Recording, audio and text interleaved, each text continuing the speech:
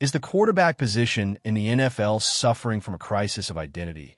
Or are we witnessing the most volatile era of elite play in league history? When the consensus top-tier elite, the names etched in stone, start seeing their rankings shuffle like a deck of cards under pressure, it forces us to ask the uncomfortable question: does greatness have an expiration date? Today, we are pulling back the curtain on the ruthless, subjective, and often brutal reality of how the NFL's brightest stars are perceived by those who hold their careers in their hands. Before we dive in, smash that subscribe button if you want the fastest NFL updates on the planet. The hierarchy of the league has been shattered. We aren't just talking about a minor fluctuation in popularity polls. We're looking at a radical reevaluation of the most important position on the field. The annual tradition of ranking the top 10 quarterbacks, a process fueled by the private, often guarded opinions of executives, coaches, and scouts, has produced a list for the 2026 season that is sending shockwaves through locker rooms across the country. It is a list that celebrates the rise of young guns while callously discarding the resumes of proven winners. But is this an accurate reflection of talent, or is it just the flavor of the month? The top 5 names remain a familiar, if somewhat predictable, fortress. Josh Allen sits at the summit, his physical tools and gravity-defying play style keeping him at the pinnacle of professional football. Right on his heels, Patrick Mahomes occupies the second spot, a demotion that feels more like a slight than a failing. Matthew Stafford, the reigning MVP, stands firm at number 3, while Joe Burrow and Lamar Jackson round out a top 5 that feels like a collective agreement among the league's power brokers. But here's where the story turns sour. If the top 5 represent the establishment, positions 6 through 10 are the battleground of total uncertainty. This is where the careers of veterans are tested against the promise of the next generation. Dak Prescott checks in at number 6, a ranking that will undoubtedly incite heated debates among those who watch the tape. Does he belong there? Can a player who has consistently put up elite regular season numbers without reaching the ultimate goal truly hold such a high seat at the table? Then, the youth movement crashes the party. Caleb Williams, only a few years into his professional journey, has officially vaulted into the top 10. His presence here signifies a changing of the guard, a direct challenge to the veterans who have spent years earning their stripes. Alongside him, the name Drake may appears at number 8, signaling a league that is increasingly obsessed with ceiling over floor, with potential over consistency. Jared Goff and Justin Herbert fill out the remainder, but the inclusion of these names, and the omission of others, tells a story of a league that is perpetually chasing the next big thing, often at the expense of established excellence. But wait until you hear why the rankings for a certain Philadelphia signal caller are sparking a firestorm of controversy among those who remember his championship pedigree. Who is truly to blame for the decline in perception for a quarterback who has hoisted the biggest trophy in the sport? Drop a name below, and let's settle this in the comments. The reality for someone like Jalen Hurts is a study in professional betrayal.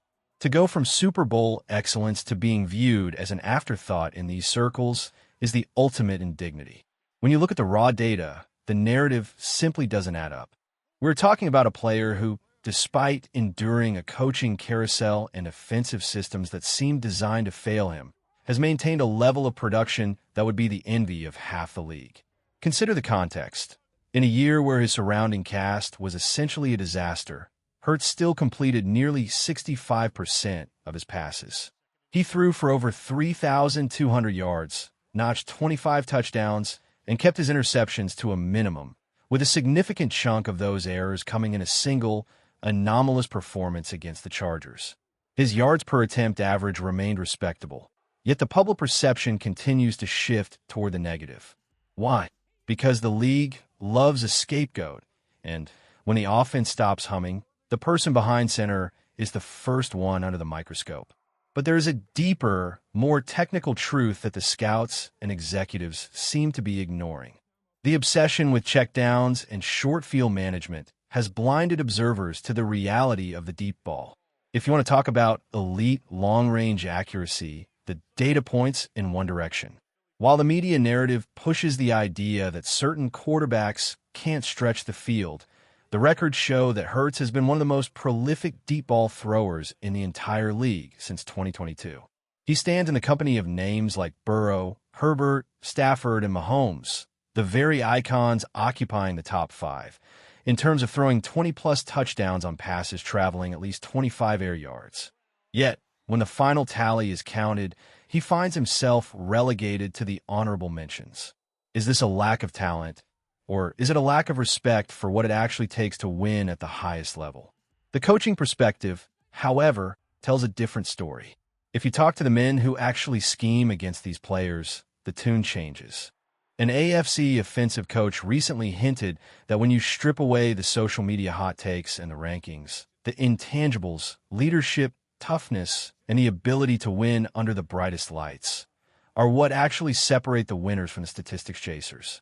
And in that department, the case for his inclusion in the top tier is as strong as it has ever been. We aren't just looking at a decline. We're looking at a fundamental misunderstanding of what a quarterback brings to a franchise. Leadership isn't a stat on a spreadsheet. Grit isn't measured by a scouting combine drill. When the game is on the line and the pressure is at its absolute peak, do you want the guy who looks better in a preseason poll, or do you want the guy who has already proven he can stare down a Super Bowl defense and win? As we look toward the 2026 season, the divide between the consensus, top 10, and the reality of the field is only going to widen. The teams that understand this will succeed. The teams that rely on these shifting, subjective rankings will continue to find themselves stuck in the middle of the pack. The question remains, as the season kicks off, will the skeptics finally have to eat their words? Or are we truly seeing the end of an era for the veterans who once seemed untouchable? The story is far from over. Training camp is looming. The schemes are being redesigned, and the players are preparing to prove every single one of these rankings wrong. The field is level. The noise is fading, and the only thing that will matter is who can execute when the cameras are off and the game is on the line. The true test of these quarterbacks isn't what an executive thinks in July. It's what they produce in January. And if history is any indication, the most exciting part of this story is the chapter that hasn't been written yet.